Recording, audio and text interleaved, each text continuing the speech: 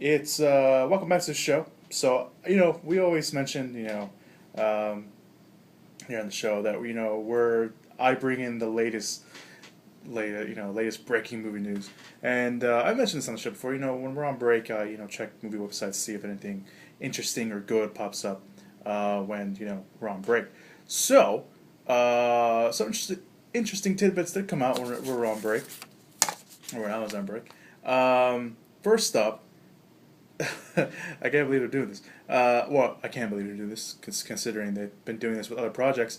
It now appears that Independence Day, the Will Smith movie, the movie that pretty much made him famous, or one of the movies that made him famous, will get a re-release in 3D. Because they gotta add 3D to everything. Anyway, Independence Day will get a re-release in 3D, and they said and get this. They already have a date for it. It is July 3rd, 2013. So next year, we're going to get to see Independence Day in 3D in theaters once again. I think, all right, here's my spiel about this. I don't mind when they re-release movies. I think that's okay. I think that's kind of cool, especially movies from the 90s, maybe in the 80s. They re-release them in theaters so you can kind of, see it on the big screen again. But, don't do it in 3D. I know you want more money, but come on. Although it would be interesting to see Independence Day again in the big screen. And it'd be interesting to see if there's, I'm pretty sure there will be, but I'm seeing how, big the crowd is, and how much money it'll make with, nowadays, considering, back then. I didn't even know how much money it made back then, but I think it'd be pretty cool and see, the transition from so many years now. Anyway. Moving on, next news item. See what we got here. 20th Century Fox has released some release dates for upcoming projects. One of them or two of them actually, have been movies that we talked about here on the show, movies that we love here on the show, particularly me.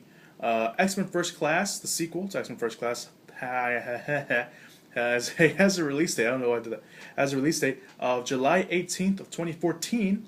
So I know they're filming this this year, so it'll be pretty interesting to see, set photos and stuff like that, and see what will happen. And the next film that they released a release date for is Dawn of the Planet of the Apes, which is the sequel to Rise of the Planet of the Apes. They finally put a title to it called Dawn of the Planet of the Apes, and that will be released May 23rd of the same year of 2014. So it looks like 2014 is going to be a good year. It really is. We keep saying this every year. The next year is going to be the big year, or the next year. In 2011 we were talking about all these superhero movies. This year we have the Avengers, we have Dark Knight Rises, we have the Amazing Spider-Man, we have the Hobbits, and all these other movies that people are really excited for. Prometheus, all these movies that people are really excited for. Next year, we have a lot of other movies we have, that we're really anticipated for.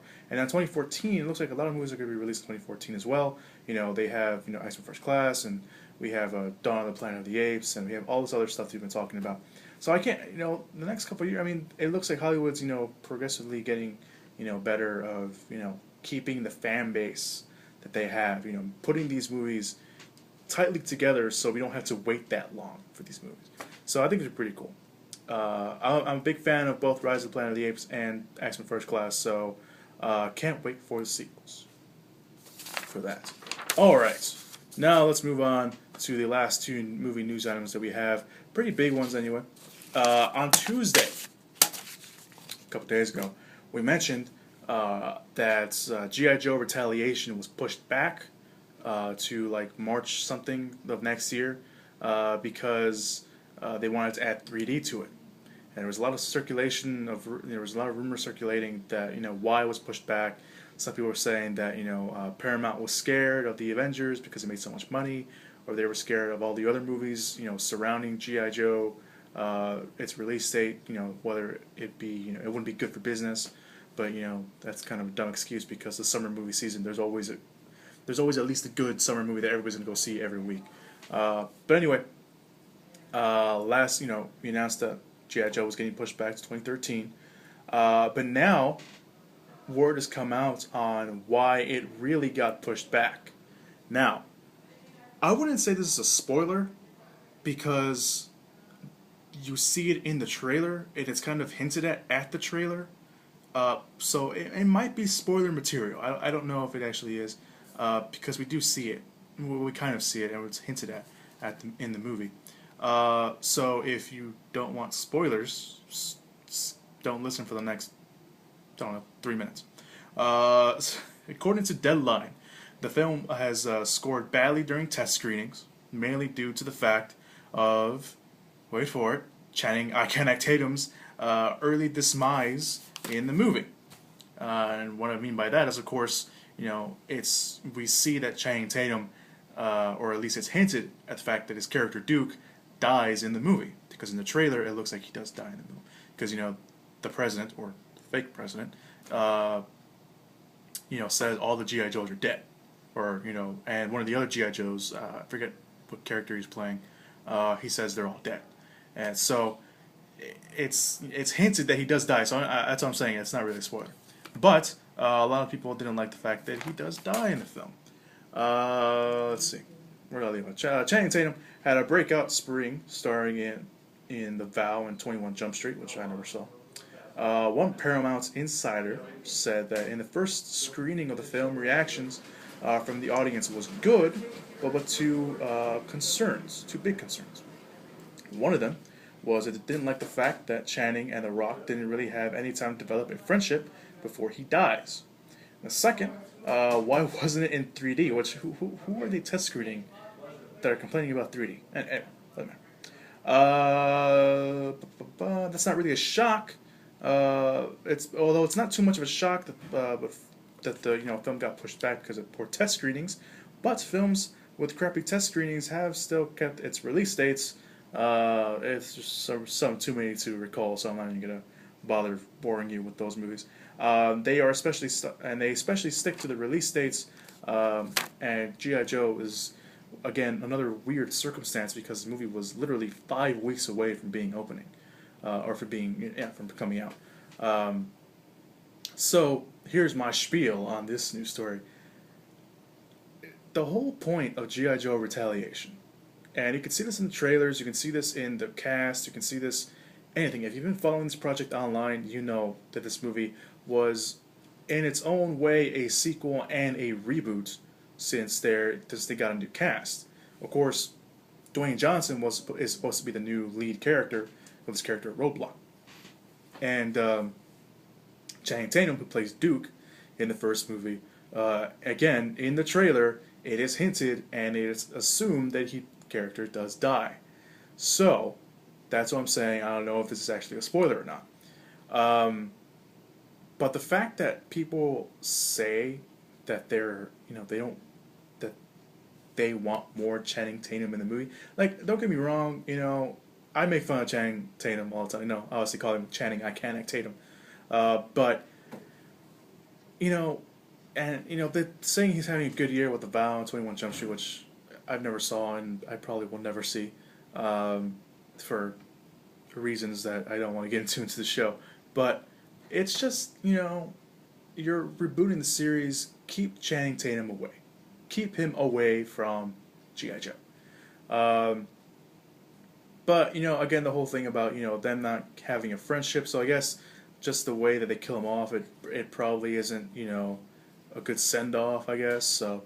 and of course, they said that they're going back and filming scenes to enhance the 3D, and it looks like they're going back and filming a couple extra scenes to, get the friendship between The Rock's character and Chang's character, give him more chemistry and give him, I guess, make the death of his character seem more important to the movie. So anyway, let's move on to our last news item. It's a big one.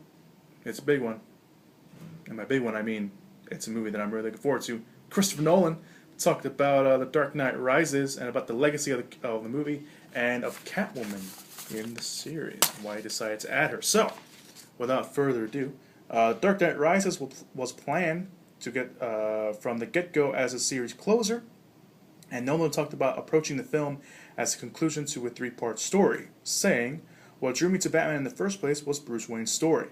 And that's he's a real character whose story begins to childhood. He's not fully formed character like James Bond, so what's So what we're doing is following the journey of this guy from a child who goes through this horrible experience of becoming this extraordinary character. That for me became a three-part story, and obviously the third part becomes the ending of this guy's story. So there you go. When it came to the plot of the third film, brothers Christopher and Jonathan Nolan actually writes the Batman films, had differing opinions on the inclusion of the Catwoman character, saying, this is Nolan still saying this, Catwoman is a very iconic figure in the Batman pantheon. I was nervous about how she would fit into our world, but Jonathan was very much convinced that there would be a great way to do it, and eventually turned me around once I got my head around the idea of looking at that character through the prism of our films, saying, how could that person be in real? How could that person? Oh yeah, how could that person be in real life? We figured out she's a bit of a con woman, something of a grifter, a hard-edged kind of criminal. So there you go. Jonathan explains, his brother Jonathan explains why the inclusion of Catwoman was important to the Batman series, saying, what we're endeavoring to do here is to tell a complete take on the Batman mythos, and a complete take on the Batman mythos without the character, for me, was sacrilegious. So that's kind of true. Anyway, he continues saying, we got to have her because she is a delicious grayness to help. A delicious grayness to her that helps define who Batman is. She keeps waving this line of, is she good guy or a bad guy? Well, she's kind of neither, and that's why to me that relationship and that character only enhances the universe and the Batman character. Yeah, a little bit more. Final part. Then asked if the Joker would be referenced, which is something that people have been wondering if the Joker would be referenced in the film. He asked, he answered, saying, "We're not addressing the Joker. That is something I felt very strongly about the terms of my relationship with Heath Ledger and the experience I went through with him on The Dark Knight. I didn't want to in any way try and account for a real life tragedy. That seemed inappropriate to me. We just have a new set of characters and a continuation of Bruce Wayne's story, not involving the Joker." So that was Christopher Nolan saying that in particular. I agree with that. I mean, I think a lot of people want a reference to the Joker. There'll probably be maybe an offhand reference to the Joker, maybe, but not like a full-fledged, Joker reference, which is okay. I mean, I'm like everybody else. I love The Dark Knight. I love the Joker character. I thought he stole the show of The Dark Knight, which is true. Everybody knows that. But I'm okay with him not being referenced in the film. I really do. As for everything else he said, it's great. I think a lot of people were skeptical about adding Catwoman to the story. A lot of people also wanted Catwoman in the story, especially since she was referenced pretty much in The Dark Knight, saying, when he got the new suit. And a lot of people were skeptical about Bane being added to the story, including myself. But being a big fan of Nolan, even before the Batman films, I trusted him with whatever he did. Ever since Batman Begins, I trusted Nolan with whatever he did to the Batman series, and so far, he's proving us wrong. Adding Bane to the story would be pretty cool. Adding Catwoman to the story is really cool. Anne Hathaway, I think, will do a tremendous job as Catwoman and Selena Kyle, and I think Tom Hardy will do a great job as Bane as well. I, along with everybody else, I'm pretty sure, cannot wait until The Dark Knight Rises comes out. And after reading all that, I think it's going to be pretty cool, and I think we're all excited for it. So, that being